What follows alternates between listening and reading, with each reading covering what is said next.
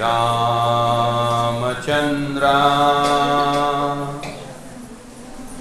करुणा समुद्रा ध्यातो तुझे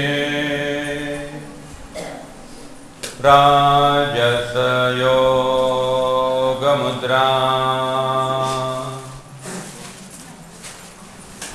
नेत्री नयरे तुझवीन निद्रा कै भेट शिवा मजला सुभद्रा शुका सारिखे पूर्ण वैराग्याचे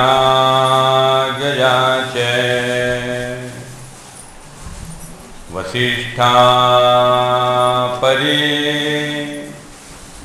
ज्ञान योगेश्वराचे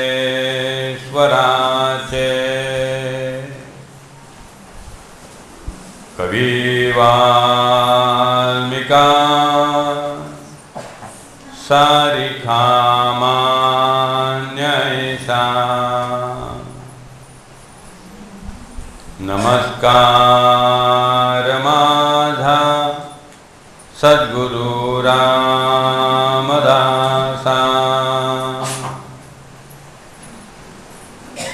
मला वाटते अंतरी त्वावसावे तुझ्या दासबोधासी त्वाबोधवावे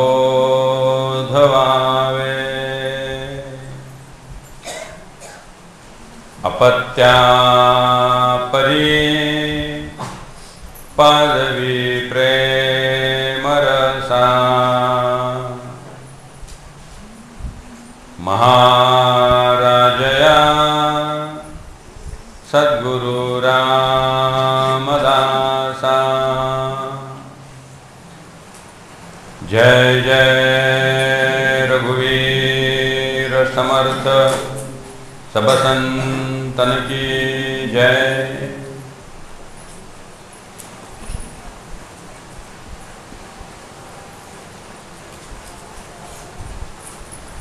जेथून हे सर्व ही प्रगटे आणि सकळ ही जेथे आटे ते ज्ञान झालिया फिटे भ्रांती बंधनाची श्रीराम मते आणि मतांतरे जेथे होती निर्विकारे अतिसूक्ष्म विचारे पाहता ऐक्य श्रीराम।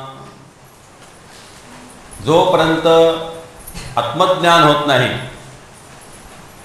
तोपर्यंत सगळे विचार प्रवाह भिन्न वाटतात। भगवान रामकृष्ण आणि स्वामी विवेकानंद याचं उत्कृष्ट उदाहरण आहे।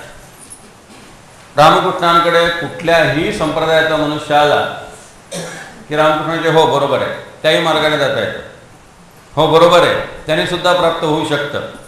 एकम सद विप्राहा बहुधा वदंती हे रामकृष्णांच्या जीवनाचं सूत्र होतं। त्यांना सर्व धर्म समन्वयाचार्य म्हणतात। प्रत्येकाला जसे वेगवेगळ्या उपमा दिलेल्या आहेत, कोणाला लोकमान्य, कोणाला महात्मा, तसं रामकृष्णांना सर्व धर्म समन्वयाचार्य म्हणतात। सगळ्या धर्मांचा आणि सगळ्या भावप्रणालींचा त्यांनी समन्वय साधला। कारण ज्ञान प्राप्त झाल्यानंतर मग ह्यानी जाता येणार नाही, ह्यानी जमणार नाही, हाच एकमेव मार्ग आहे, हा अभिनिवेय ज्ञान होईपर्यंत शिल्लक राहतो। स्वामी विवेकानंद कालीमातेचं दर्शन घेत नव्हते। ते म्हणाले मी निराकाराचा उपासक आहे, मी साकार मानणार नाही, मी आई मानत नाही, मी कालीमाता मानत नाही।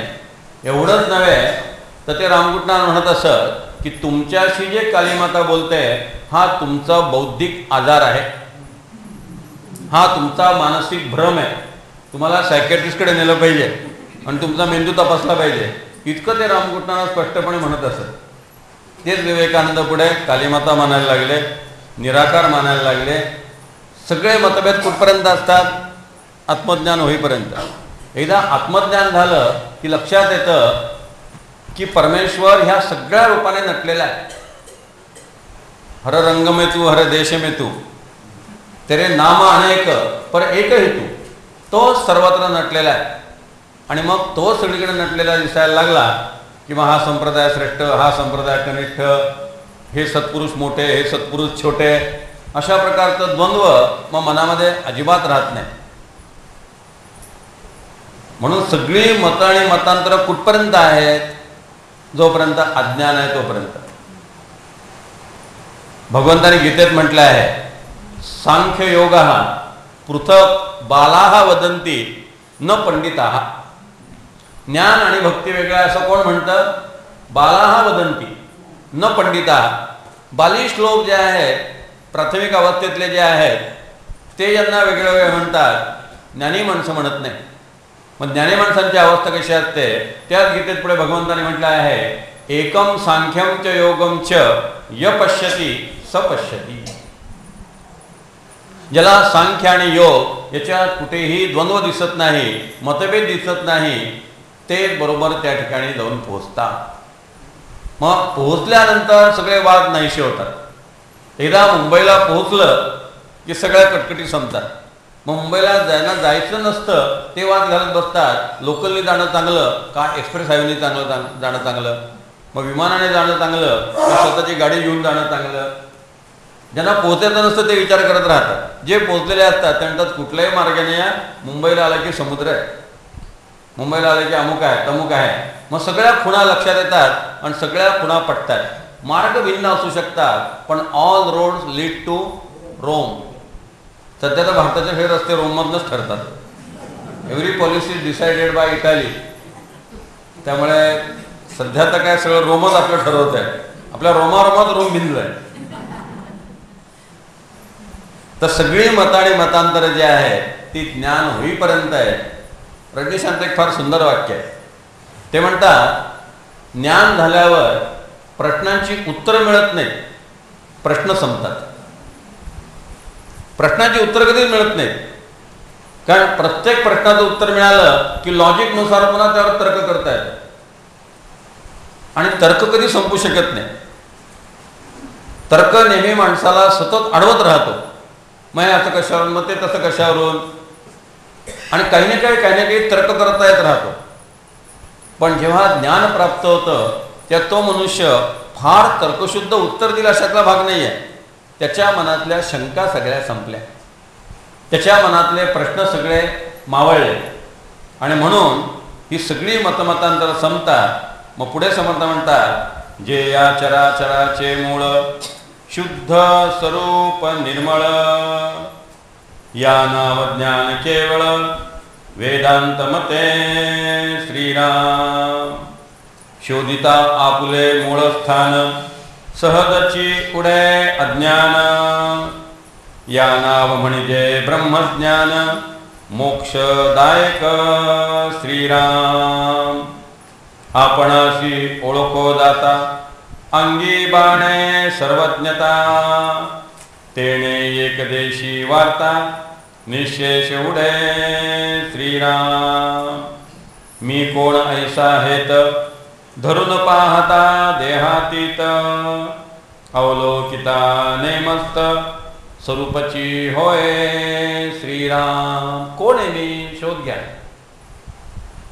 चौथ्या दशकाच्या 9व्या समासात आत्मनिवेदन सांगितलेलं आहे.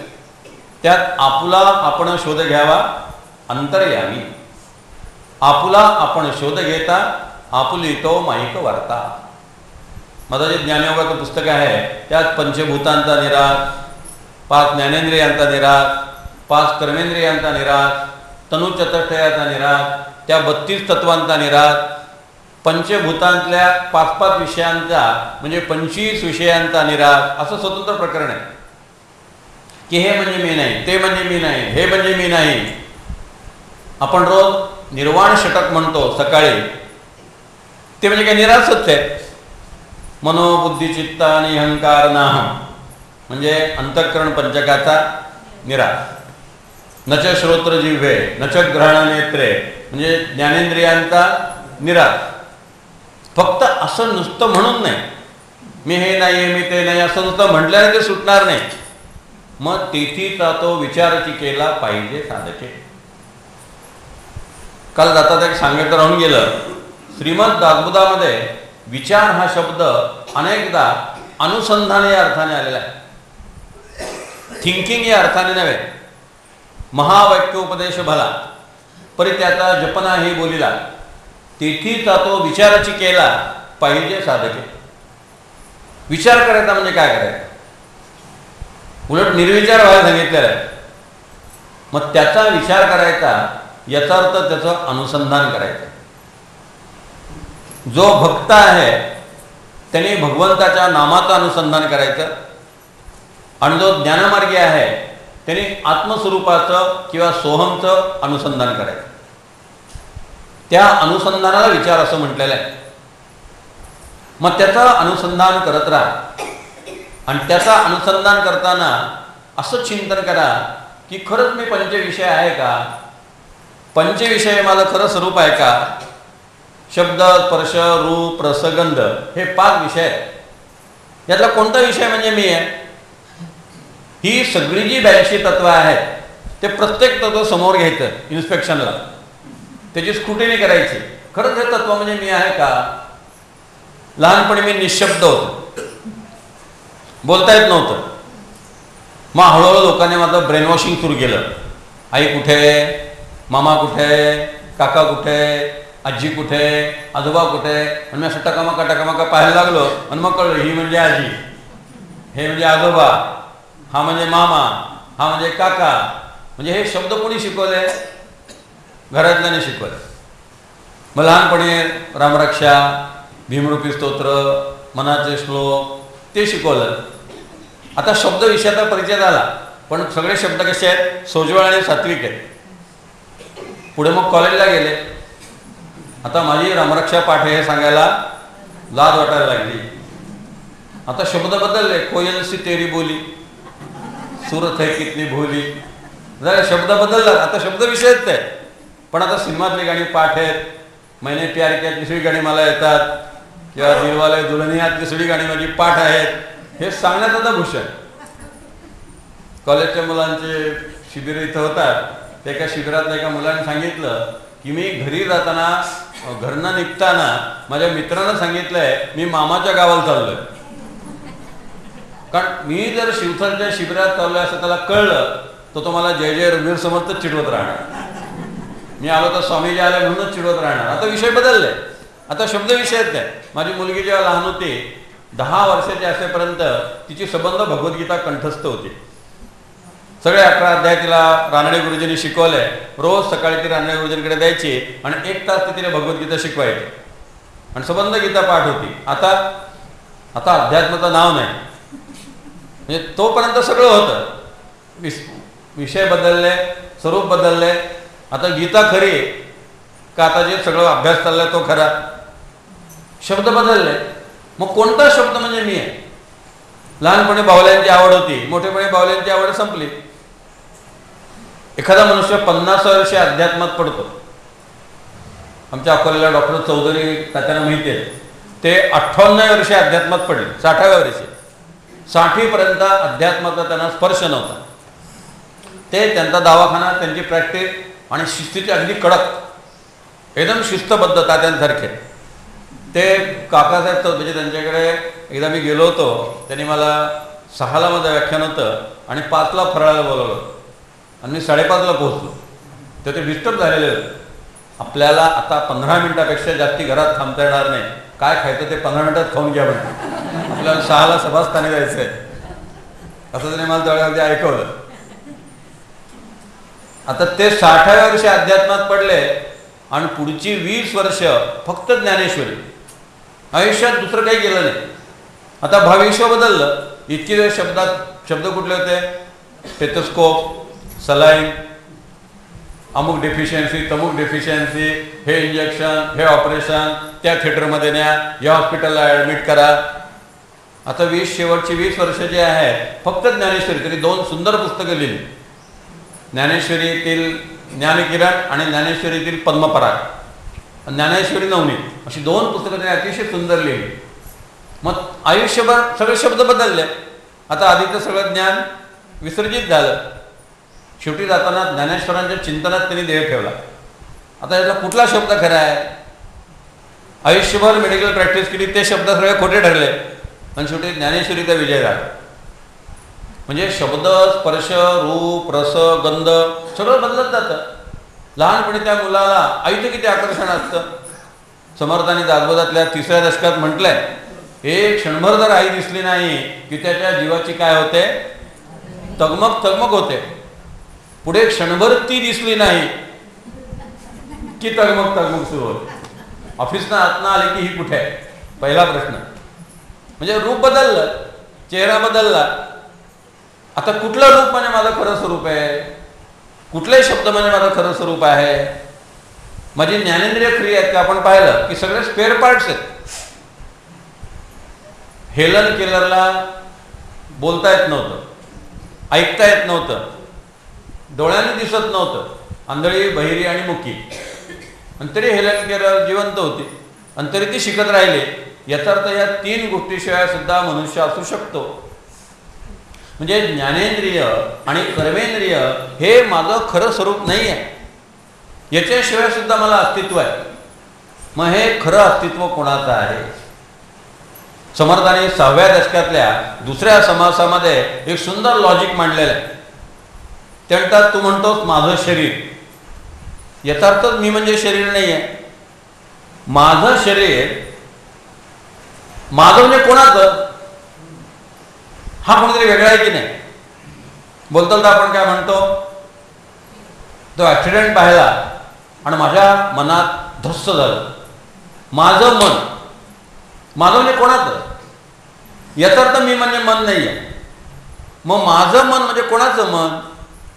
माझं पोट दुखतंय. माझं पोट म्हणजे कोणाचं पोट दुखतंय? माझा पाय बरा नाही आहे. माझा पाय म्हणजे कोणाचा पाय? माझा हात म्हणजे कोणाचा हात? माझं नाक म्हणजे कोणाचं नाक? माझे डोळे म्हणजे कोणाचे डोळे? केनोपनिषदात जे सांगितलंय, डोळ्याचा डोळा, कानाचा कान, मनाचं मन, ही मूळ सत्ता कोणती आहे? ते माझे या चराचराचे मूळ, शुद्ध स्वरूपाची केवळ. ते ज्ञान झालं की फिटे भ्रांती बंधनाची. आपलं मूळ स्वरूप शोधून घ्या. हू एम आय? रमण महर्षींचा ग्रंथ आहे, मी कोण आहे? स्वतःला पूर्ण शक्तीनिशी प्रश्न विचारा की मी कोण आहे? मी म्हणजे मन आहे का? मी म्हणजे बुद्धी आहे का? मी म्हणजे चित्त आहे का? आपली सगळी जी अस्तित्वाची कल्पना आहे, ज्या ज्या गोष्टींना आपण आपल्या अस्तित्वाचा हिस्सा मानतो, त्या सगळ्या गोष्टींचा विचार करा. आपल्या लक्षात येईल की एखाद्या स्कूटरचे सगळे स्पेअर पार्ट जोडावे आणि ती स्कूटर तयार व्हावी, तशी आपली बॉडी तयार झालेली आहे. सगळे स्पेअर पार्ट जोडलेले आहेत आणि त्यामध्ये जीवदशा प्राप्त झाली. याचं कारण त्या परब्रह्माचं प्रतिबिंब आपल्या बुद्धीमध्ये पडलं. ते जर प्रतिबिंब पडलं नसतं तर हे सगळे स्पेअर पार्ट्स गंजून गेले असते. गाडी सगळी तुम्ही स्कूटर तयार केली, त्यात पेट्रोल भरलं, चालवणार नसेल तर ती स्कूटर पडून राहील की नाही सांगा. अगदी किती त्याला ऑटोमॅटिक वाहन जरी म्हटलं तरी कोणीतरी त्याला किक मारली पाहिजे, कोणीतरी त्याला बटन दाबलं पाहिजे आणि त्याला दिशा दिली पाहिजे. तो चालणारा नसेल तर वर्षानुवर्ष ती स्कूटर धूळ खात पडेल. आपलं वाहन आता 7 दिवस घरी धूळच खात पडलंय ना, पडले तसं कुलूप लावून आपण आलो. याचा अर्थ आपल्या शरीराचे हे सगळे स्पेअर पार्ट्स आहेत आणि हे स्पेअर पार्ट्स जोडून हे शरीर तयार झालं आहे आणि त्या आत्म्याचं प्रतिबिंब त्यात पडल्यामुळे त्याला कारण नसताना जीवदशा प्राप्त झालेली आहे. आणि ही जीवदशा प्राप्त झाल्यानंतर आपण ज्याच्याकडनं एनर्जी मिळाली त्या आत्म्याला विसरून गेलो आणि या शरीरामध्ये इतके रंगून गेलो की समर्थ म्हणतात, मायादेवीचे धांदली सूक्ष्मी कोण मन घाली. इतका छान वाटतोय मायेचा पसारा, इतकं छान वाटतंय. किती वेगवेगळ्या रंगाच्या साड्या, वेगवेगळ्या रंगाचे शर्ट, वेगवेगळ्या रंगाच्या पॅन्टी, दिवाळीचे आता झगमगते आकाशकंदील, वेगवेगळे घुसणळे, भुईचक्र, वेगवेगळ्या रंगाचे फटाके, इतकं मोहक आहे. कोण आत उतरायला तयार आहे? कोणाला एवढी शांतता आणि निस्तब्धता हवी आहे? सगळ्यांना असा झगमगाट हवा आहे, सगळ्यांना बहिरंग हवा आहे, सगळ्यांना रूप हवा आहे, सगळ्यांना शब्द हवे आहेत, पण यातलं काही म्हणजे आपलं स्वरूप नाही. हे सगळं भाड्याने घेतलेलं आहे, हे सगळं बाहेरून आणलेलं आहे. आणि मग जाताना परत करताना आपली मनाची चादर आपण डाग न लागता परत करायला पाहिजे. आपण पहिल्यांदा वस्तू परत करायलाच तयार नाही. किती असभ्यता आहे बघा, एखाद्याकडनं वस्तू घ्यायची आणि ती परत करायची नाही, हे असभ्यता आहे की नाही. आणि जर परत करायची वेळ आली तर आपण कशी देतो, मैली चदरिया. म्हणून कबीर काय म्हणतात, चदरिया धीने रे धीने, माझी चादर कशी आहे, जो पित्यो धरी दिनी चदरिया. मी परमेश्वराला चादर परत केली, पण कशी परत केली, घेताना जशी पांढरी स्वच्छ होती तशीच्या तशी पांढरी स्वच्छ दिली. म्हणजे एक राजकपूरचं गाणं आहे बघा, लागा चुनरी में डाग छिपाऊ कैसे घर जाऊ कैसे. फार फिलॉसॉफिकल गाणं आहे ते, की मला आता जे शरीराचं वस्त्र मला भगवंताने दिलं होतं त्याला डाग लागलाय, आता मी परमेश्वराकडे जाऊ कसं, घर जाऊ कैसे. याचा अर्थ ते जे निजधाम आहे, यद्गत्वा अनुवर्तनते तद्धाम परम मम. आता परमेश्वराला मी तोंड कसं दाखवू, परमेश्वराला विचारेल हा डाग कुठला लागला, तुला मी देताना हा डाग कुठे होता, मग डाग आता कसा घ्यायला लागला, मी कसं काय उत्तर देऊ, आता मला घर जाऊ कैसे, मला आता घरी जायला तोंड राहिलेलं नाही. तसं या ठिकाणी आपण हे सगळे जे शब्द, स्पर्श, रूप, रस, गंध, ज्ञानेंद्रिय, कर्मेंद्रिय या सगळ्यांचे रंग कारण नसताना लावून घेतलेत आपल्या कपड्याला. निसंग याचा अर्थच असा की कुठलाही रंग चिकटलेला नाही. मना संग हा सर्व संगास सोडी, मना संग हा साधका शीघ्र जोडी. तो साधकाला लगेच भगवंताशी जोडून देतो आणि या सगळ्या रंगातनं सोडून देतो. मग आधी एकच रंग स्वीकारा, शेवटी तोही रंग सुद्धा उडून जातो. आधी फक्त सोहम स्वीकारा, शेवटी सोहम सुद्धा निघून जातो. आधी फक्त नाम स्वीकारा, मग नाम सुद्धा निघून जातं. मग अशा प्रकारे मी कोण आहे याचा शोध जर घेतला तर आपल्या लक्षात येईल की हा सगळा पसारा आहे, यातलं काहीही म्हणजे मी नाही. माझं मूळ स्वरूप काय आहे, आनंद घन, शुद्धोअहम, नित्यबुद्धोअहम, मुक्तोअहम, सच्चिदानंद स्वरूपोअहम, आत्मस्वरूपोअहम. हे माझं खरं स्वरूप आहे. फक्त या बाहेरच्या पसऱ्यामध्ये आपण इतके अडकून गेलेलो आहोत की आपल्याला स्वतःच्या घराचं विस्मरण झालेलं आहे. रवींद्रनाथ टागोरांची फार गोड कविता आहे, मुळात ती बंगाली कविता आहे. सगळी मुलं समुद्राच्या काठी खोपा खेळत असतात, घराघरात सगळेजण आपापली तयार करत असतात. आणि मग माझा बंगला तुझा बंगला, माझं घर तुझं घर, माझी भिंत तुझी भिंत, स्पर्धा चालली असते. कोणाचं घर चांगलं, कोणाचं घर वांगलं, एकमेकाला चिडवणं सगळं चालू असतं. अंधार पडायला लागला की ती मुलं आपण बांधलेल्या घरांवरतीच उड्या मारतात, त्याच्यामुळे मोडून टाकतात, हिपी फोर करतात आणि धावतात घरी परत जातात. खरं घर एकदा लक्षात आलं की बाकीची खोटी घरं जी आहे ती सगळी गळून पडतात. आपणच आपल्या हाताने ते मोडतो. एकदा लक्षात आलं की आपण चुकीच्या ठिकाणी आपलं मन रमवलेलं आहे. आपल्या मनाच्या प्लॉटवरती आपण बरीच अनधिकृत बांधकामं करून ठेवलेली आहेत. काका मामा हे ही अशी जी सगळी बांधकामं आहेत, शेवटी ही सगळी बांधकामं काय करायला लागतात, गव्हर्नमेंट नोटीस देतं. मग शेवटी सगळा पाडा, अनधिकृत बांधकाम, हे सगळी इमारती शेवटी पाडाव्या लागतात. म्हणून त्या प्लॉटवरती कोणालाही घर बांधू देऊ नका. त्याला भगवंताने गीतेत अनिकेत म्हटलेलं आहे. अनिकेत म्हणजे कोणालाही घर बांधू देऊ नका. मनाचा प्लॉट रिकामा ठेवा आणि त्यात फक्त सद्गुरू किंवा भगवंत. आता हृदय मिया आपुले, चौफाळुनिया भले, वरी ठेविली पाऊले श्री गुरूंची. तिथं गर्दी नको, तिथं अनावश्यक बांधकाम नको, तिथं जागा फक्त त्या परमात्म्याला, त्या भगवंताला. अशा पद्धतीनं हे सगळं गळून पडलं की मग माझं खरं स्वरूप काय आहे ते लक्षात येतं. आणि समर्थांचं म्हणणं, हे लक्षात येणं हा प्रत्येकाचा जन्मसिद्ध हक्क आहे. किती लोकांना असं लक्षात आलं, किती लोकांना असं ज्ञान प्राप्त झालं. समर्थ यादीच देतात. समर्थांची यादी देण्याची एक फार हौस आहे. कशा कशाची पूजा करावी, अर्चन भक्ती लागलीच यादी. आधी संध्येतल्या 24 देवांची नावं घेतली, ती झाली गेले बाकीच्या दशावतारांची नावं घेतली, ती दशावतार झाले की बाकीचे केले सटरफटर देव घेतले सगळे, आणि सगळ्यांची एक मोठी यादी दिली. तेवढ्या मूर्ती आणा, त्या मूर्तींची पूजा करा. आधी भौतिक तापात एकदा आजारांची यादी सुरू झाली की लगेच आजारांची यादी, मोठीच्या मोठी यादी. समर्थ हे बहुश्रुत असल्यामुळे आपल्याला आश्चर्य वाटेल, त्यांचे गाण्यावरती स्फुटकविता आहे, संगीतावरती. त्या एका स्फुटकवितेमध्ये 42 वाद्य आहेत, 42 वाद्यांची नावं. मी श्रीधर फडकेंना ते वाचायला दिलं. त्या श्रीधर फडके म्हणाले यातली काही वाद्य मलाही माहिती नाहीत, म्हणते बघायला लागेल, शोध घ्यायला लागेल. पण एकदा वाद्यातून सुरुवात केली गेले 42 वाद्य.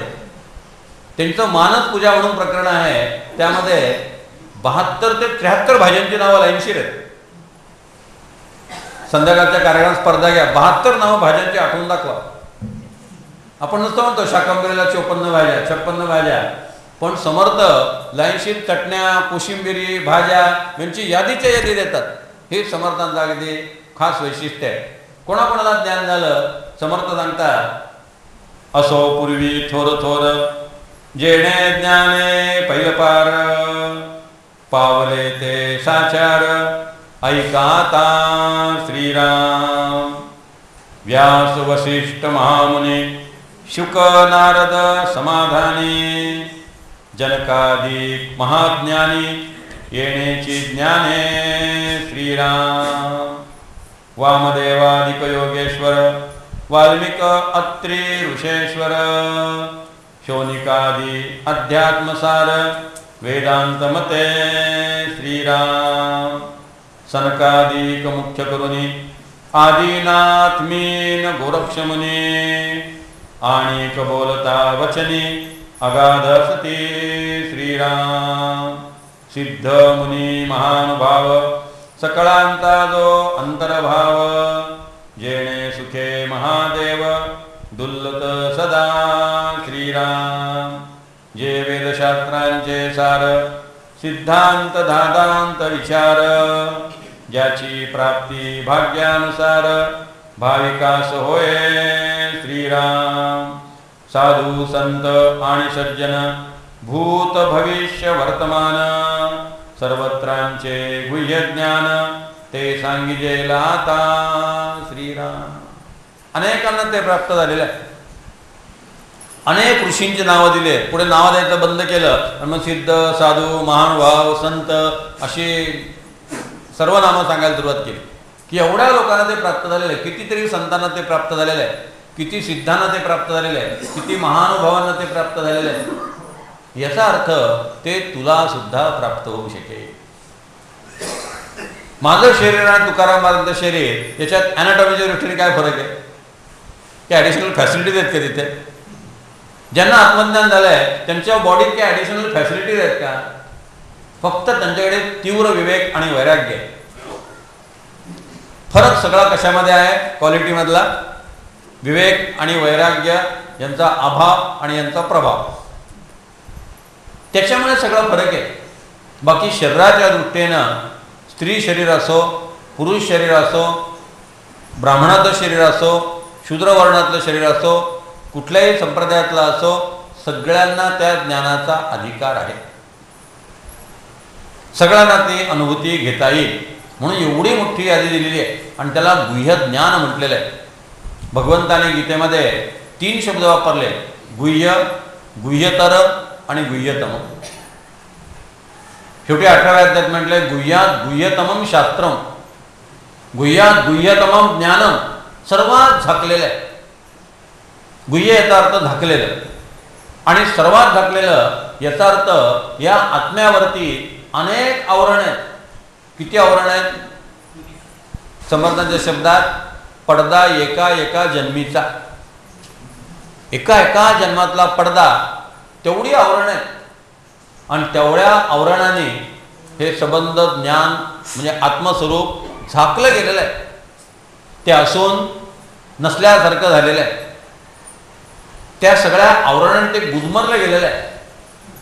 आणि एक एक आवरण बाजूला करायचं त्याला स्वामी विवेकानंदांनी डिस्कव्हर असा शब्द वापरलेला आहे. You have to discover.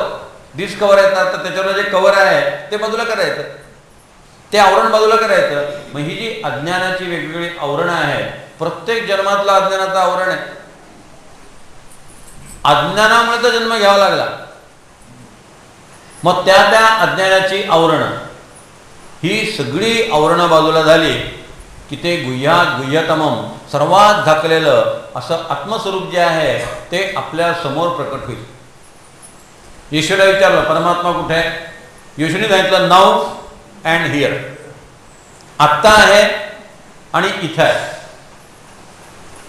आपल्या मनावरली विचाराची आवरणं बाजूला झाली तर परमात्माने आपण अगदी जवळ आहोत. किती जवळ आहोत? त्यांना जवळ आहे म्हणण्यात अंतर सिद्ध होतं. अंतर नाहीच ते. किती जवळ आहोत? आपणच ते आहोत. तेच आपलं स्वरूप आहे. पण मध्ये विचारांचे पदर आहेत. विचारांचा पडदा असल्यामुळे, आणि तो पडदा इतका घनदाट आहे की परमात्मा असून सुद्धा नसल्यासारखा झालेला आहे. पावसाळ्यात सूर्य असून नसल्यासारखा असतो. ढगाळ असतो, दिसत नाही. 8-8, 15-15 दिवस सूर्यदर्शन होत नाही. मग त्या काळात सूर्य असतो पण सतत ढगाळ असल्यामुळे तो असून त्याचं दर्शन होत नाही. तसं विचारांचं आवरण असल्यामुळे, वासनेचं आवरण असल्यामुळे, इच्छांचं आवरण असल्यामुळे परमात्मा अगदी आपल्या जवळ असून सुद्धा, आपलंच ते स्वरूप असून सुद्धा आपण डोळे बंद केलेले आहे. खरं म्हणजे आपण परमात्म्याला झिडकारलेलं आहे. आपण परमात्म्याला मला तुझी गरज नाही असं स्पष्टपणे सांगितलेलं आहे. त्याने आपलं बोट सोडलेलं नाही, आपण त्याचा हात सोडलेला आहे. आणि त्यामुळे तो असून नसल्यासारखा झालेला आहे. पण ह्या सगळ्या लोकांना तो प्राप्त झालेला आहे. मग तो प्राप्त करण्यासाठी माणसं चुकीचे काय काय प्रयत्न करतात ते दिले. तीर्थ व्रते तपे दाने, जे न जोडे धूम्रपाने, पंचाग्नी गोरांजने, जे प्राप्त नव्हे श्रीराम. कर्मकांडाने ते प्राप्त होत नाही. तीर्थ नुसते हिंडत राहिला, तीर्थयात्रा केली तरी ते प्राप्त होणार नाही. किती समर्थ लॉजिक आहेत बघा. जिकडे तिकडे धोंडा पाणी, उगेच वणवण हिंडोनी काय होते, देवे निर्मिली ही क्षिती, तिचे पुटी पाषाण होती, तयासित देव म्हणती विवेकहीन. चक्क विवेकहीन शब्द समर्थ वापरतात. कुठे हिंडत राहतात? आत तो आहे, आत तो दडलेला आहे. ईश्वर सर्वभूतानां हृद्देशेर्जुन तिष्ठती. सगळ्यांच्या हृदयामध्ये तो आहे. मी सगळ्यांच्या अंतर्यामी वास करून आहे. पण माणसं तीर्थात त्याला शोधत राहतात, व्रत करत राहतात. पांढरे मंगळवार, कुठले कुठले बुधवार, हे व्रत ते व्रत, महालक्ष्मीचं व्रत, वैभव लक्ष्मीचं व्रत, कुठून कुठून वेगळ्या प्रकारे त्याला आळवण्याचा प्रयत्न करतात. तो दान, या सगळ्या गोष्टी ज्या आहेत, जे न जोडे धूम्रपान आहे. धूम्रपान म्हणजे सिगरेट पिणं नव्हे. स्वतःला झाडाला उलटं टांगून घ्यायचं, झाडाखाली अग्नी लावायचा आणि त्याचा धूर प्यायचा, त्याला धूम्रपान म्हणतात. किंवा पंचाग्नी, चारही बाजूला अग्नी लावायचा, डोक्यावरती सूर्य ठेवायचा आणि देहबुद्धी कमी करण्याचे हे सगळे मार्ग आहेत. या सगळ्याचा अर्थ काय? देहबुद्धी कमी करणं. पण पुढे देहबुद्धी कमी करायची राहून जाते. मी पंचाग्नी साधन केले, काय समजला? आज हिंदुस्थानात धूम्रपानवाल्याने तिघं चौघं राहिलेलो, बाकी कोणी नाही. आता माणूसच नाही जातात. त्याचा अहंकार, मी धूम्रपानाची साधना केलेली आहे आणि हिंदुस्थानात आम्ही चौघात म्हणले फक्त. काय काय कसलं त्याचा? म्हणजे शेवटी देहबुद्धी टाळायसाठी ते केलं आणि त्याचा अहंकार उभा राहिला. किंवा गोरांजन म्हणजे स्वतःला अग्नीमध्ये जाळून घेणं किंवा अग्नीवरनं चालणं, पेटलेल्या गौऱ्यावरनं चालत जाणं, यांनी हे प्राप्त होणार नाही. एक मनुष्य रामकृष्णांकडे आला होता. तो 40 वर्ष साधना केली. रामकृष्णाने विचारलं काय प्राप्त झालं? त्याने म्हणले गंगेवर या, तुम्हाला दाखवतो. अहंकार किती वाढला बघा. म्हणजे रामकृष्णाने त्याला तुम्हाला दाखवतो म्हणजे या गंगेवर. रामकृष्ण त्याच्याबरोबर गंगेवर गेले. चालत चालत गंगेवरनं किनाऱ्यापर्यंत गेला, पलीकडच्या चालत चालत आला. आहे की नाही म्हटले प्राप्ती? हो म्हटलं 1 रुपयाची प्राप्ती आहे. म्हटलं 1 रुपया? 1 रुपयाचा रामकृष्ण म्हणाले 1 आणा. म्हटलं 1 आण्यात नावाडी नेतो आणि सोडतो म्हणे. 40 वर्षाच्या तपश्चर्येनंतर काय मिळवलं? 1 आणा. हे काम नावाडी करतो, त्यासाठी एवढं 40 वर्ष काय घेतलेत? म्हणजे माणसं कशी अडकतात. काल जे सांगितलं, कोणाचीच नाही बंधन, भ्रांतीच तव भुलले जन. कुठे ना कुठे माणसं अडकतात. एवढे मोठे पितामह भीष्म ते अडकून पडले.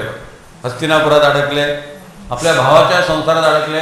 स्वतः ब्रह्मचारी आहेत, स्वतः लग्न केलं नाही, आता भावाच्या संसारात कशाला अडकलात? पूर्ण भीष्म मायामध्ये अडकलेले, पूर्ण भावाच्या संसारामध्ये अडकलेले, पूर्ण हस्तिनापुरामध्ये अडकलेले. आणि त्याचा परिणाम असा झाला की प्रत्येक निर्णय चुकीचा होत गेला. शेवटी पांडवांच्या विरुद्ध कौरवांच्या बाजूने लढले. आपण कोणाची बाजू घेत आहोत हा सुद्धा विवेक शिल्लक राहिला नाही. बंधनात मनुष्य स्वतःहून अडकतो. आणि म्हणून हे सगळं जे आहे, हे सगळं ते प्राप्त होण्याचे मार्ग नव्हे. मग त्यासाठी सकळ साधनाचे फळ ज्ञानाची शिगची केवळ, जेणे संशयाचे मूळ निशेष तुटे श्रीराम. 56 भाषा तितुके ग्रंथ आदी करून वेदांत, या इतुकियांचा गहनार्थ एकची आहे श्रीराम. जे नेणवे पुराणे जेथे सिणल्या वेदवाणी, तेची आता येची क्षणी बोधीन गुरुकृपे श्रीराम. सगळ्या ग्रंथांचं सार एकच आहे, अहम ब्रह्मास्मी. मी आत्मस्वरूप आहे, मी ज्ञानस्वरूप आहे, हे आनंद स्वरूप, मी आनंद स्वरूप आहे. आणि जोपर्यंत ही अनुभूती येत नाही तोपर्यंत पुनरपि जननम पुनरपि मरणम. म्हणून 4 मुक्ती आहेत. फक्त सलोक्ता मुक्तीत काय होईल? ज्या देवाची तुम्ही भक्ती करता त्या देवाच्या लोकात तुम्ही जा. किती दिवस? विसा संपेपर्यंत. विसाची मुदत संपली की लगेच क्षीणे पुण्या मरते लोकम विशांती. विसाची मुदत संपली, पुन्हा नेहमीच्या जन्मामध्ये पुन्हा माघारी फिरले. समीपता, ज्या देवाची आराधना करत होता त्याच्या कुटुंबातच जन्म मिळाला. आणखी जवळीक. किती दिवस? विषयाची मुदत आहे तोपर्यंत. मुदत संपली पुन्हा खाली. असं कितीदा करत राहणार? मग या सगळ्या ग्रंथातनं मी आनंद स्वरूप आहे, मीच तो परमात्मा आहे, मी सगळीकडे नटलेलो आहे, इतक्या रूपानं मीच आहे. सगळ्या संतांची समाजाबद्दलची जी प्रेमाची धारणा आहे ती ह्या बेसवरती की मीच सगळीकडे नटलेलो आहे. किंबहुना चराचर आपणची जाणावा. ज्ञानेश्वरांचं जे मानवजातीबद्दलचं प्रेम आहे ते सौजन्य सप्ताहातलं प्रेम नाही आहे. मी सगळीकडे नटलेलो आहे, माझ्याच रूपानं तो माझा द्वेष करतोय, माझ्याच रूपानं तो मला उलट उत्तरं देतोय, माझ्याच रूपानं तो विकारामध्ये अडकलेला आहे.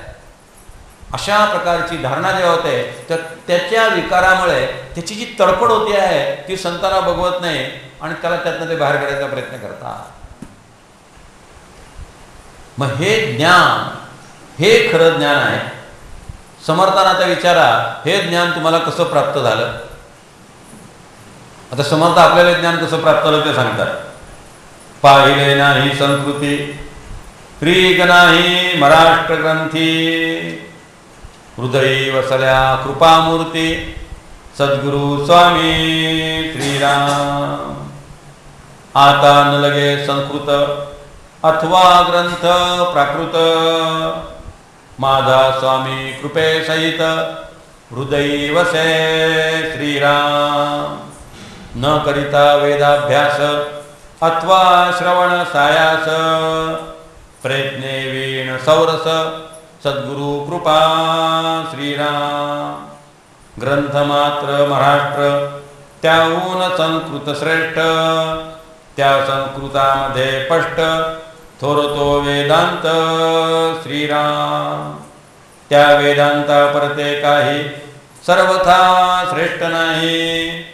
जेथे वेदगर्भ सर्वही प्रकट झाला श्रीराम. असो ऐसा जो वेदांत त्या वेदांताचाही मतितार्थ. अतिगहन जो परमार्थ तो तू ऐक आता श्रीराम. आता समर्थ त्या शिष्याची मानसिकता कशी तयार करतायत बघा की मी तुला आता ते रहस्य सांगतो जे सगळ्या वेदांताचं सार आहे आणि हे सार मला कुठे मिळालं, म्हणजे गुरुकडनं मिळालं आणि ते मी तुला आता सांगतो. याचा अर्थ मला माझ्या गुरुने जे दिलेलं आहे ते मी तुला आता देतो. अगदी भावनेच्या उत्कट शिखरावरती समर्थाचा त्या शिष्याला पोहोचवतात आणि मग त्याला सोहंत मंत्र देतात, मग त्याला अहम ब्रह्मास्मीचा मंत्र देतात. पण समर्थ म्हणतात हे ज्ञान मला ग्रंथातनं प्राप्त झालं नाही. काही गोष्टी स्पष्ट समजून घेतल्या पाहिजे. ज्ञान हे फक्त गुरुकडनंच प्राप्त होतं, ते पुस्तकातनं प्राप्त होत नाही. सुखामळा कुठे शिकायला गेला होता? तुकाराम महाराज किंवा मराठी घेऊन MA झाले होते 4000 अभंग लिहिण्यापूर्वी.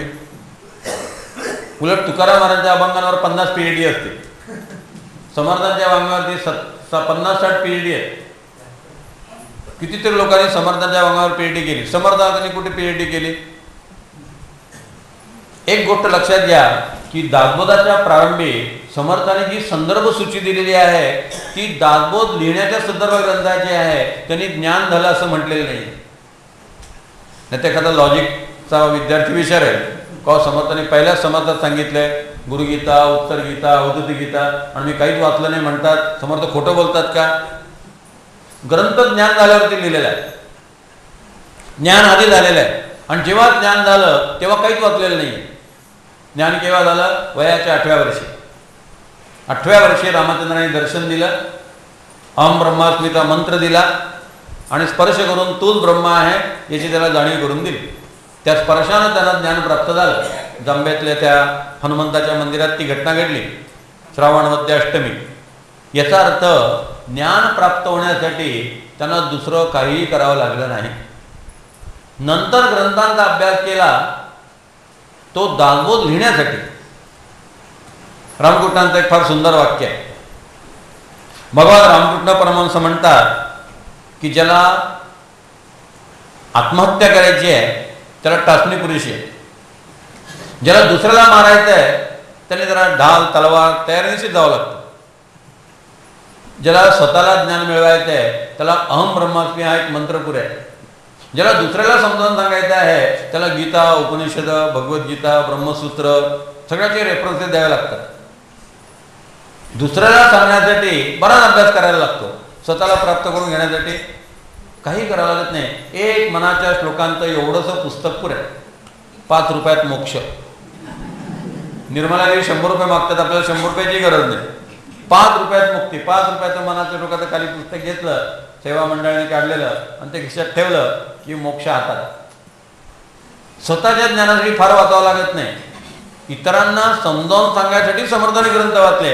कारण समाज असा आहे 10 रेफरन्सेस दिले की लोकांचं काय अभ्यास आहे, काय तयारी आहे. अरविंद, विवेकानंद, रामकृष्ण बरोबर सांगत राहतात.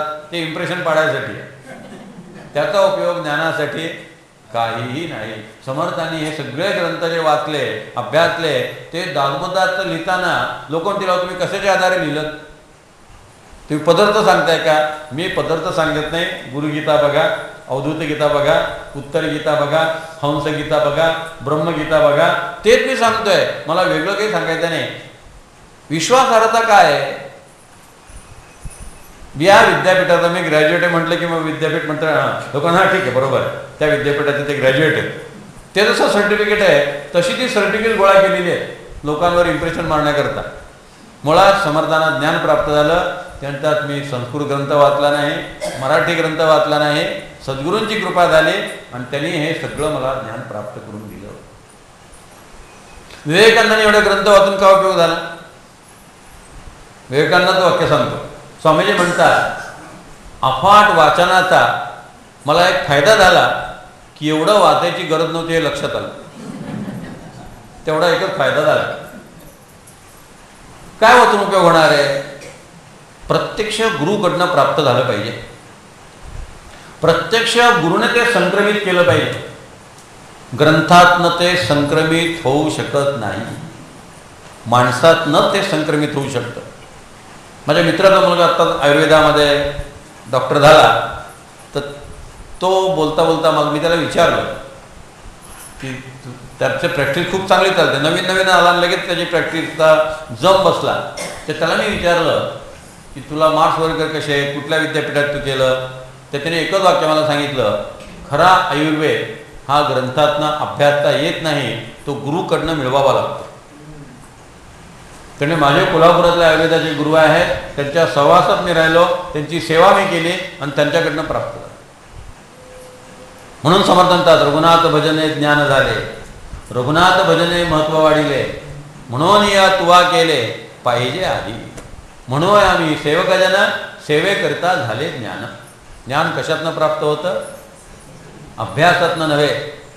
वृत्ती प्रभाकर या ग्रंथाच्या अभ्यासाने ज्ञान प्राप्त होणार नाही. मायेत अडकण्याची खूप शक्यता आहे.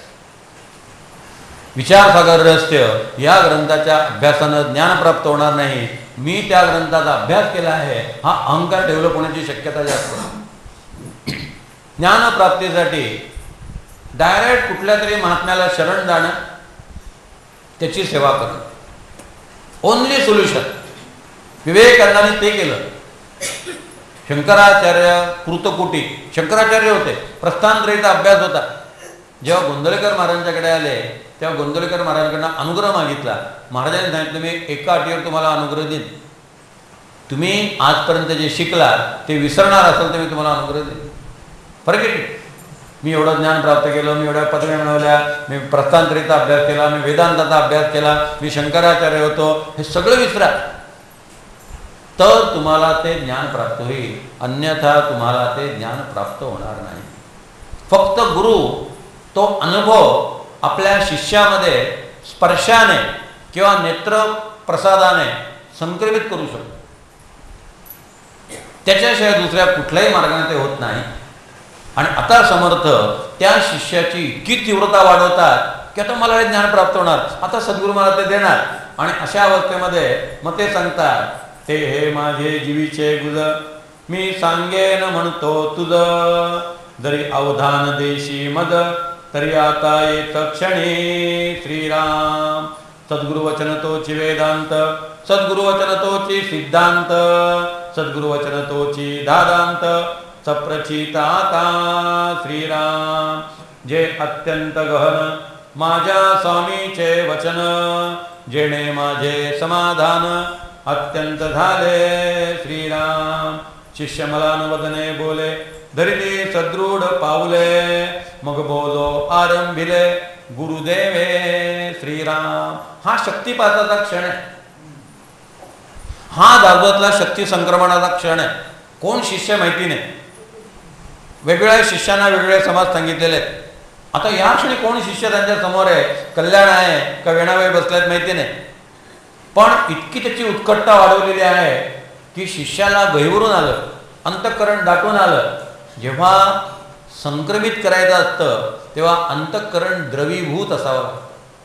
पाषाण असून चालत नाही, त्याला पागर फुटलेला असावा लागतो. मग त्या फुटलेल्या पाजारामध्ये हा द्रवीभूत पदार्थ टाकला, दोन द्रव पदार्थांचं एकत्रीकरण होतं. दगड आणि द्रव पदार्थांचं एकत्रीकरण होत नाही.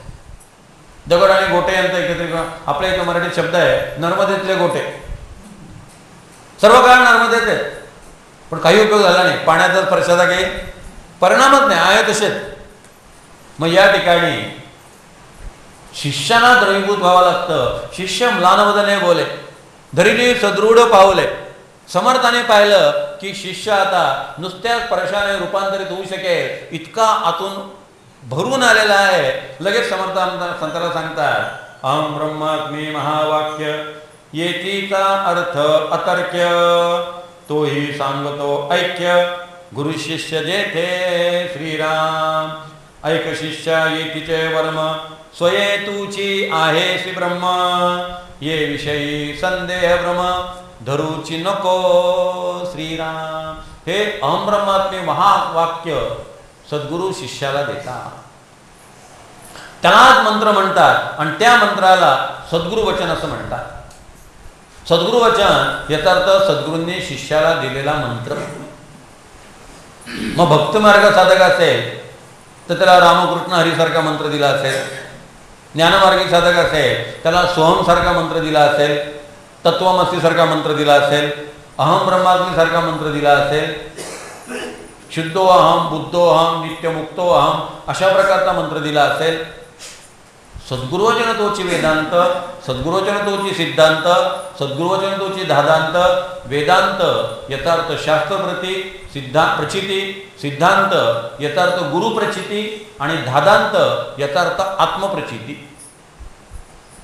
ही त्रिविधा प्रचिती तू आत्ता माझ्याकडनं घे. ते माझ्या गुरुने मला सांगितलं आहे आणि माझ्या गुरुचं अत्यंत महत्त्वाचं वचन जे आहे ते मी आता तुला सांगतोय. अहम ब्रह्मास्मी अनेक जण म्हणतात. समर्थ जेव्हा म्हणतात त्या त्याला अनुभवाची झालर आहे, अनुभवाचं बळ आहे. विवेकानंदांच्या चरित्रात मी नेहमी सांगतो की विवेकानंदांच्या आधी जवळजवळ 30-32 वक्त्यांनी my brothers and sisters of America म्हटलं होतं. आता ते सिद्ध झालंय. आता सगळ्यांची भाषणं अवेलेबल आहे. शिकागो धर्म परिषदेमध्ये प्रत्येक वक्त्याने केलेलं प्रत्येक भाषण आता लिखित स्वरूपात, छापलेल्या स्वरूपात उपलब्ध आहे. विवेकानंदांच्या आधी 5-25 लोक म्हणून गेले my brothers and sisters of America. टाळ्या पडल्या नाहीत का? विवेकानंदांना टाळ्या पडल्या? त्यांनी काय अमिताभ बच्चन स्टाईल डायलॉग मारला? त्यांची काय डिलिव्हरी फार वेगळी होती? काय नाही, उठले my brothers and sisters of America म्हटले आणि प्रचंड टाळ्या. लोकांच्या लक्षात आलं हा खरं आपल्याला बहीण मानतोय, हा खरं आपल्याला भाऊ मानतोय. बाकीच्यांचं बहीण आणि भाऊ हे नाटकी आहे. मॅनर्स अँड एटिकेट्स म्हणून ब्रदर्स अँड सिस्टर्स म्हणणं आणि आतून उत्स्फूर्त येणं लक्षात आलं त्यांच्या. हा भेटायला आलेला मनुष्य आहे. बाकीचे बोलायला आले, हा भेटायला आले. बाकीचे सांगायला आले, हा कल्याण करायसाठी आलेला आहे. हा आपल्या जीवनाचे प्रश्न सोडवील. पण ते का त्याच्यातून आलं? स्वतः अनुभवलेलं आहे, स्वतः ब्रह्मचिंतन केलेलं आहे, रामकृष्णांच्या असा अनुभव घेतलेला आहे. त्यांच्या मुखातनं जे शब्द बाहेर पडले त्याला एक वजन प्राप्त झालं. त्याला सद्गुरु वचन म्हटलेलं आहे. सद्गुरु वचनाचा अर्थ सद्गुरूंनी उपदेश करताना दिलेला मंत्र. तो मंत्र जपायचा असतो. तो मंत्र म्हणजे वेदांत, तो मंत्र म्हणजे सिद्धांत, तो मंत्र म्हणजे धादांत. त्या मंत्राखेरीज दुसरं काहीही जपायचं नसतं. अनेक लोक मला विचारायतात, सद्गुरूने आम्हाला अमुक मंत्र दिलेला आहे, मग त्याची मी 1 माळ म्हणतो आणि बाकीच्या 13 माळा या रामनाम मला आवडतो म्हणून त्याच्या करतो. बरोबर आहे ना? सद्गुरूने जर रावणाचा जप दिला असेल तर रावणाचा जप करा, त्यांनी मुक्तवाद देणार नाही ते रावणाचा जप. पण सांगायचा मुद्दा, सद्गुरु वचन तोची वेदांत, सद्गुरु वचन तोची सिद्धांत, सद्गुरु वचन तोची धादांत. त्याने जो दिलेला मंत्र आहे तो महत्वाचा आहे. ती गोष्ट सांगतात की एक राजा, त्याला असं कळलं की त्याच्या देशातला जो ऋषी आहे गावातला, तो वर्षातनं एकदाच बाहेर पडतो, पर्णकुटीतनं बाहेर येतो आणि एखादं वाक्य बोलतो. तो वाक्य मंत्र असतं आणि त्या मंत्राचा जप केला की माणसाचं कल्याण होतं. राजाला कळलं तो दिवस आलाय आता आणि तो आता बाहेर पडणार आहे पर्णकुटीतनं. राजा ते वाक्य ऐकायला आला. तो पर्णकुटीतनं बाहेर पडला. त्यांनी राजाकडे पाहिलं आणि म्हणाला, घिस घिस घिसा, चाहे उतना घिसा, तुम क्या करने वाले है मुझे सब पता हो गया. असं तो ऋषाला निघून गेला. राजाला कळलं ना काय भरगड आहे, पण राजाला ते इंटरेस्टिंग वाटलं. राजासारखा जप करायला लागला, घिस घिस घिसा, चाहे इतना घिसा, तुम क्या करने वाले है मुझे सब पता हो गया. असं सारखं तो म्हणत राहिला. अर्थ त्याचा काही कळत नव्हता, काही समजत नव्हतं. गुरुने दिलेला मंत्र आहे ना, संपलं म्हणजे. प्रधान त्या राजाच्या वाईटावरती होता. प्रधानाने न्हाव्याला सांगितलं, तू आज राजाची स्मर्शू करायला जाशील तेव्हा राजाची मान कापून टाक, हे पैसे घे. मोहरांची पिशवी दिल्या, मोहरा राहिलेल्या मोहरा नंतर दिल म्हणे. तुझ्यावरती खटला होईल, राजा गेला की हे सगळं मी ताब्यात घेईन, 5-7 दिवस तुला तुरुंगात ठेवीन, नंतर जमिनावर सोडेन, नंतर मग आपल्याकडे राम जेठमलानी आहे, सगळ्या केसेस घेतात, तुला मी सोडून पूर्ण, तुझी सुटका होईल, तू काही काळजी करू नको. आणि मग तो न्हावी त्या हेतूने गेला आणि राजा जेव्हा बसला तेव्हा तो ते सुरी घासायला लागला. राजा म्हटला, घिसघिस घिसा, चाहे इतना घिसा, तुम क्या करने वाले हो, मुझे सब पता हो गया. त्यांनी पहिल्यांदा सुरी टाकली, राजाचे पाय धरले, माझी काही चूक नाही आहे, प्रधानाची चूक आहे म्हटली. राजा म्हटलं, काय झालं? त्यांनी सगळं सांगितलं. म्हणले, मला प्रधानाने सांगितलं तुम्हाला मारायला. नाही तर राजाच्या मनात आलं, ऋषीच्या मुखातनं बाहेर पडलेले एक वाक्य मी मंत्र म्हणून जपलं तर एवढं माझं प्राण वाचले, मी जर त्या ऋषीच्या सेवेलाच निघून गेलो तर. त्यांनी प्रधानाला बोलावलं आणि सांगितलं, माझं राज्य तू सांभाळ. आणि बाहेर पडला आणि त्या ऋषीच्या आश्रमात राहिला आणि आयुष्यभर त्याची सेवा केली. किती मंत्राचं सामर्थ्य आहे. म्हणून सद्गुरूंनी दिलेला मंत्र जो आहे त्याची उपेक्षा करू नका, तो हृदयामध्ये बाळगा. आणि समर्थाने हा मंत्र त्यांना रामाने तूच ब्रह्माय म्हणून सांगितलं, समर्थाने आपल्या शिष्याला तूच ब्रह्माय म्हणून सांगितलं. शेवटच्या काही ओव्या राहिलेल्या आहेत, त्याचा विचार उद्या सकाळी 9 ते 10, उद्या सकाळी 9 ते 10 या काळामध्ये जे शेवटचं प्रवचन होईल त्या काळामध्ये आपण बघू. पुस्तक विक्रीचा आजचा शेवटचा दिवस आहे. ज्यांना दासायांच्या प्रती हव्या आहेत त्या आम्ही खाली मुद्दाम आणलेले आहेत आणि आपल्याला त्या सवलतीच्या म्हणजे 200 रुपयातच प्राप्त होतील. इतरही काही पुस्तकं आहेत. आपल्याला आजची शेवटची विक्री आहे. रात्री आम्ही सगळं पॅकिंग करणार, कारण उद्या सकाळी लवकर निघायचं असल्यामुळे पुस्तकं सगळी बांधली जातील. तेव्हा ज्यांना हवी असतील त्याने आता शेवटची एक संधी जी आहे ती आपण अवश्य घ्यावी. दासबोध प्रवेश हे अनंतदास रामदास यांचं पुस्तक अत्यंत मौलिक आहे. ते पुस्तक प्रत्येक अभ्यासक्रतीच्या संग्रही असलं पाहिजे. पूर्वी समर्थ सेवा मंडळाने स्वाध्याय साधना म्हणून पुस्तक काढलं होतं बाबाराव गोखलेंचं. मी बाबाराव गोखलेंना भेटलो आणि बाबारावनं म्हटलं, तुम्ही माहिती ही कुठून घेतली? तेव्हा बाबूराव म्हणाले, ही सगळी माहिती अनंतदासांच्या पुस्तकातून घेतली. आणि अनंतदासांच्या तुलनेने ते स्वाध्याय साधना फार प्राथमिक स्वरूपाचं पुस्तक होतं. इतकं अनंतदासाने व्यवस्थित दिलेलं आहे. दासबोधात संबंधीच्या वेगवेगळ्या टिपा ज्या आहेत, कूट ओव्या, 17 अजपाज याचं 6 पानी विवेचन आहे.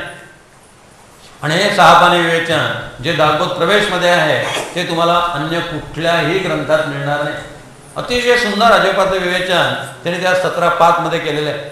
अशा वेगवेगळ्या गोष्टी त्यांनी अतिशय सुंदर दिलेल्या आहेत. तर तो ग्रंथ आपण अवश्य आपल्याला संग्रही ठेवा. विवेकानंदांची आता 150वी जयंती जवळ आलेली आहे आणि त्यानिमित्त मनमोहन सिंग यांनी रामकृष्ण मठाला 150 कोटी रुपये दिलेले आहेत. 2 वर्ष आता विवेकानंदांच्या 150व्या जयंतीचा कार्यक्रम संबंध भारतभर साजरा होणार आहे. मी ठरवलं पुढची 2 वर्ष जे आहेत मी सतत विवेकानंदांवरती व्याख्यानं देणार आहे. त्याची 2 पुस्तकं विवेकानंदांची आणली आहेत, परिव्राजक विवेकानंद आणि पत्रातून व्यक्त झालेले विवेकानंद. महाराष्ट्र शासनाने या दोन्ही पुस्तकांना पुरस्कार दिलेला आहे. अशी ती 2 पुस्तकं सुद्धा आपल्याला तिथं मिळतील. ते वाङ्मय आपण अवश्य घ्यावं. उद्या सकाळी 9 ते 10 या काळामध्ये आपण हा समाज पूर्ण करण्याचा प्रयत्न करू आणि त्याद्वारे पंचीकरणाचा थोडासा भाग जो आहे तो या महत्त्वाच्या समाजाच्या आधारे आपण समजून घेतल्याचं समाधान आपल्याला प्राप्त होईल. सगळ्यांच्या हृदयस्थ परमेश्वराला मनपूर्वक प्रणाम. जय जय रघुवीर समर्थ. शासनाला समर्थांचं फक्त वावडं आहे. संबंध 400व्या जयंतीनिमित्त आमचं जे पुस्तक शासनाने काढलं तेवढं एक 50,000चा खर्च सोडला तर शासनाने समर्थांना काही दिलं नाही. पण तुकाराम महाराजांची 400वी जयंती होती तेव्हा केंद्र सरकारने 500 वारकऱ्यांचं पारायण दिल्लीत ठेवलं. त्या सगळ्या वारकऱ्यांचा प्रवास खर्च, मोठमोठे वक्ते, त्या वक्त्यांचा प्रवास खर्च, त्यांचं मोठमोठं मानधन, हा सगळा खर्च शासनाने केला. आणि पुन्हा देहूला कितीतरी कोटी रुपये देहूच्या जीर्णोद्धारासाठी विकासासाठी अर्पण केले. विवेकानंदांना एका क्षणात 150 कोटी रुपये मंजूर केले आणि देऊन टाकले रामकृष्ण मठाला, हे तुम्ही 2 वर्ष वापरा. पण समर्थांच्याकडे मात्र त्यांची जरा अर्थात समर्थ हे स्वतः समर्थ असल्यामुळे समर्थांना कोणाची गरज नाही, हा भाग निराळा. पण कसं सरकार भेद निर्माण करत आहे त्याचे उदाहरण आहे.